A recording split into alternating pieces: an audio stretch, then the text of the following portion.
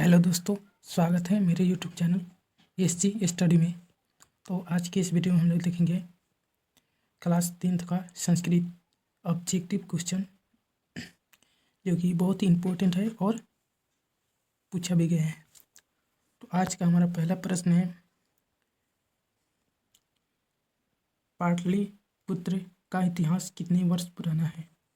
Option है 800 वर्ष, 1000 वर्ष, 2500 वर्ष, 7000 वर्ष। तो आपका राइट आंसर हो जाएगा 2500 वर्ष पुराना है पाटलिपुत्र का इतिहास। अगला प्रश्न है हमारा 2 नंबर प्रश्न, यूनान का राजदूत कौन था?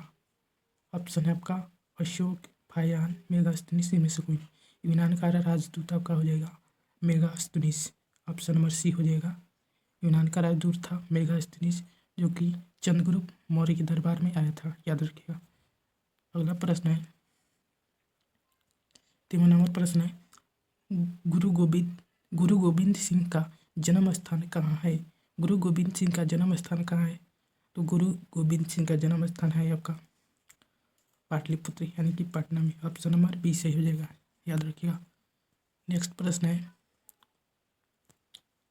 अलस कथा पाठ किस ग्रंथ से संकलित है? अलस कथा पाठ जो है आपका किस ग्रंथ से संकलित है? तो आपका पुरुष परीक्षा ग्रंथ से संकलित है। ऑप्शन नंबर सी सही हो जाएगा, याद रखिएगा, पुरुष परीक्षा। नेक्स्ट प्रश्न है, अगला प्रश्न है आपका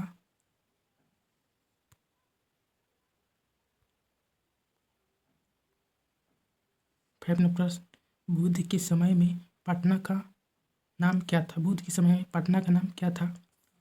देखिए, बुद्ध के समय में पटना का नाम था आपका पाटलिपुत्रम। ऑप्शन नंबर डी से हो जाएगा, पाटलिपुत्रम। अगला प्रश्न है 6 नंबर प्रश्न, नदियाँ समुद्र में कैसे मिलती है? नदियाँ समुद्र में कैसे मिलती है? ऑप्शन है नाम को छोड़कर, रूप को छोड़कर। सी नंबर ऑप्शन, नाम और रूप दोनों को छोड़कर। तो आपका राइट आंसर हो जाएगा ऑप्शन नंबर सी। नदियाँ नाम और रूप दोनों को छोड़कर समुद्र में मिल जाती है। अगला प्रश्न है,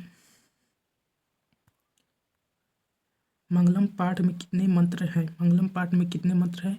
तो मंगलम पाठ में आपका 5 मंत्र है। ऑप्शन नंबर बी सही हो जाएगा। अगला प्रश्न है, मेगास्थनीस पटना किसके समय में आया था? तो अभी हमने बताया दोस्तों, मेगास्थनीस पटना आया था चंद्रगुप्त मौर्य के समय में। ऑप्शन नंबर सी सही हो जाएगा, चंद्रगुप्त मौर्य के समय में। अगला प्रश्न देखिए, सत्य का मुख किस पात्र से ढका हुआ है? सत्य का मुख किस पात्र से ढका हुआ है? तो सत्य का मुख आपका हिरण्मयी पात्र से ढका हुआ है। ऑप्शन नंबर बी सही हो जाएगा, हिरण्मयी पात्र, याद रखिएगा, हिरण्मयी पात्र। अगला प्रश्न है 10 नंबर प्रश्न देखिए, पटना में कौमुदी महोत्सव कब मनाया जाता था? पटना में कौमुदी महोत्सव कब मनाया जाता था? तो गुप्त वंश काल में मनाया जाता था। ऑप्शन नंबर ए सही हो जाएगा, याद रखिएगा, गुप्त वंश काल में, गुप्त वंश काल में। अगला प्रश्न है, किसके गीत देवता भी गाते हैं? किसके गीत देवता भी गाते हैं? तो आपका भारतवर्ष के गीत यानी भारत का गीत देवता भी गाते हैं। ये भारत महिमा पाठ में भारतवर्ष का महिमा को बताया गया। ऑप्शन नंबर ये सही हो जाएगा। अगला प्रश्न है, न्याय दर्शन के प्रवर्तक कौन है? न्याय दर्शन के प्रवर्तक आपके हो जाएंगे पतंजलि। ऑप्शन नंबर डी सही हो जाएगा, पतंजलि। अगला प्रश्न है, मंगलम पाठ कहाँ से संकलित है? मंगलम पाठ कहाँ से संकलित है? तो मंगलम पाठ आपका उपनिषद से संकलित है। ऑप्शन नंबर सी सही हो जाएगा, मंगला पाठ उपनिषद से संकलित। उसमें है कंठोपनिषद, ईश्वास से उपनिषद, सब उपनिषद से है। अगला प्रश्न है, महान से भी महान क्या है? महान से महान आपका हो जाएगी आत्मा। ऑप्शन नंबर ए सही हो जाएगा। अगला प्रश्न है, किसकी विजय नहीं होती है? दोस्तों सत्य की विजय होती है, असत्य की विजय नहीं होती है। ऑप्शन नंबर बी सही हो जाएगा, असत्य की विजय नहीं होती है। अगला प्रश्न है, पटना नगर की पाटलिका देवी कौन है? पटना नगर की पाटलिका देवी कौन है? तो पटन देवी हो जाएगा आपका, ऑप्शन नंबर सी सही हो जाएगा, पटन देवी। नेक्स्ट प्रश्न है, अलस कथा के रचयिता कौन है? अलस कथा के रचयिता कौन है? तो आपका विद्यापति हो जाएंगे, ऑप्शन नंबर बी से हो जाएगा, विद्यापति। नेक्स्ट प्रश्न है, अलसशाला में आग लगने पर भी कितने लोग नहीं भागे? अलसशाला में आग लगने पर कितने लोग नहीं भागे? तो 4 लोग नहीं भागे थे, ऑप्शन नंबर सी सही हो जाएगा, 4 लोग।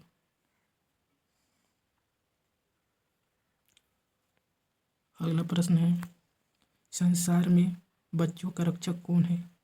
तो संसार में बच्चों का रक्षक कौन होती है? माँ होती है, ऑप्शन नंबर बी सही होगा, माँ सच्चा रक्षक होती है बच्चों का। अगला प्रश्न है, याज्ञवल्क्य की पत्नी कौन थी? याज्ञवल्क्य की पत्नी आपका मैत्रेयी हो जाएगा, ऑप्शन नंबर बी सही हो जाएगा, मैत्रेयी।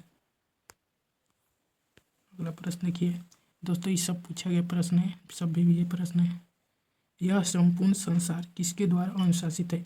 यह संपूर्ण संसार किसके द्वारा अनुशासित है? तो परमात्मा के द्वारा, ऑप्शन नंबर बी से हो जाएगा, परमात्मा। नेक्स्ट प्रश्न है, सरस्वती का कुलगृह कौन सा महानगर है? सरस्वती का स्थान मतलब किसे कहा जाता है? जहाँ सरस्वती माता वास करती हैं, तो आपका क्या हो जाएगा? पाटलिपुत्र हो जाएगा।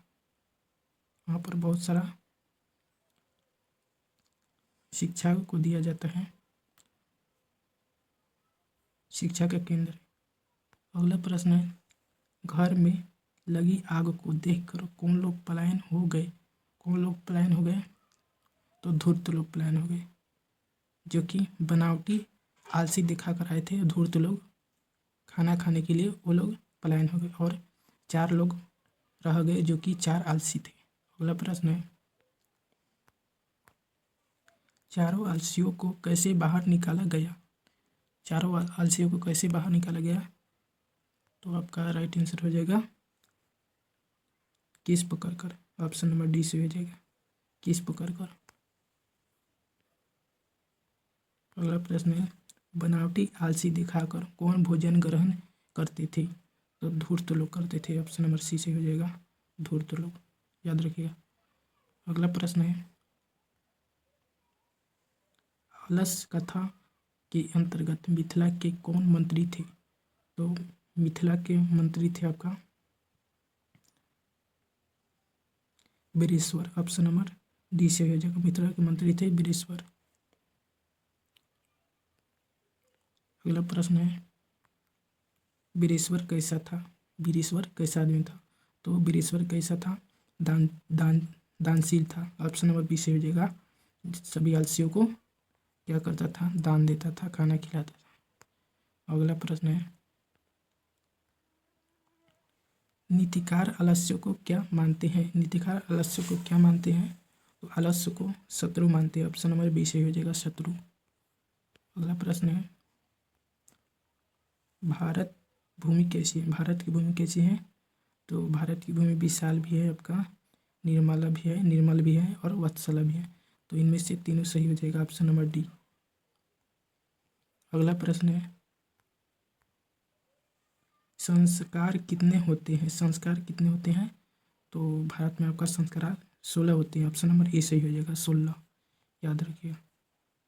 अगला है नेक्स्ट प्रश्न, अंत्येष्टि अंत्येष्टि संस्कार कब होता है? अंत्येष्टि संस्कार कब होता है? तो मरने के बाद होता है, यानी कि मरणोपरांत होता है, ऑप्शन नंबर सी से हो जाएगा, मरणोपरांत, याद रखिएगा। अगला प्रश्न है, बूढ़े बाघ के हाथ में क्या था? बूढ़े बाघ के हाथ में क्या था? तो सोने का कंगन था, ऑप्शन नंबर ए सही हो जाएगा, सोने का कंगन, याद रखिएगा।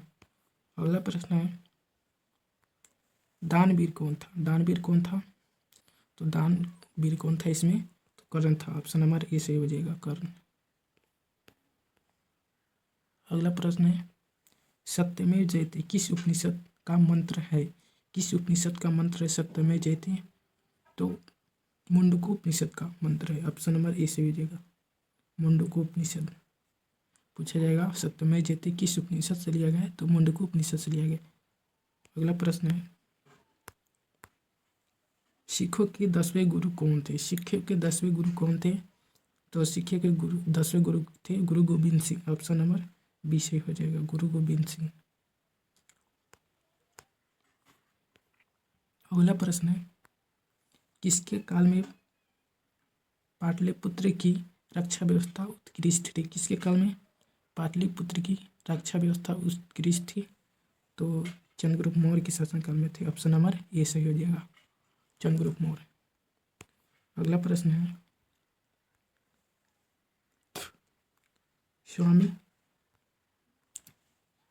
स्वामी दयानंद का बचपन का नाम क्या था? तो स्वामी दयानंद का बचपन का नाम था मूलशंकर। ऑप्शन नंबर बी से हो जाएगा, मूलशंकर। अगला प्रश्न है व्याघ्रपति कथा किस ग्रंथ से उदित है? किस ग्रंथ से लिया गया है? देखिए आपका राइट आंसर हो जाएगा हितोपदेश। ऑप्शन नंबर ए सही हो जाएगा, हितोपदेश। अगला प्रश्न है स्वामी दयानंद की शिक्षा की शुरुआत किस भाषा से हुई? तो स्वामी दयानंद की शिक्षा की शुरुआत हुई थी संस्कृत भाषा से। ऑप्शन नंबर बी से हो जाएगा। अगला प्रश्न है 40 नंबर प्रश्न पाटलिपुत्र किस नदी के किनारे स्थित है? पाटलिपुत्र कौन से नदी के किनारे बसा हुआ है, स्थित है? तो गंगा नदी के किनारे। ऑप्शन नंबर ए से हो जाएगा, गंगा नदी। नेक्स्ट प्रश्न है अंगराज किसे कहा गया है? अंगराज किसे कहा गया है? तो अंगराज आपका कर्ण को कहा गया है। ऑप्शन नंबर बी सही हो जाएगा, कर्ण। अगला प्रश्न है 42 नंबर प्रश्न इंद्र ने कर्ण से छल क्यों किया? इंद्र ने कर्ण से छल से क्या छल से आपका कर्ण से कवच कुंडल छीन लिया था। तो अर्जुन की सहायता के लिए इंद्र ने कर्ण से छल किया, अर्जुन की सहायता के लिए। अगला प्रश्न है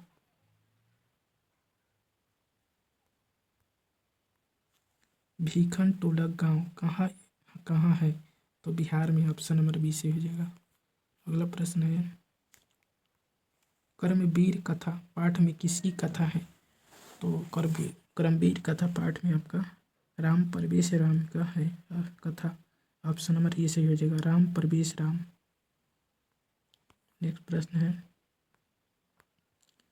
पटना में गंगा नदी पर कौन सेतु है? पटना में जो गंगा नदी है उस पर कौन सा सेतु है, कौन सा पुल है? तो आपका गांधी सेतु है। ऑप्शन नंबर सी सही हो जाएगा।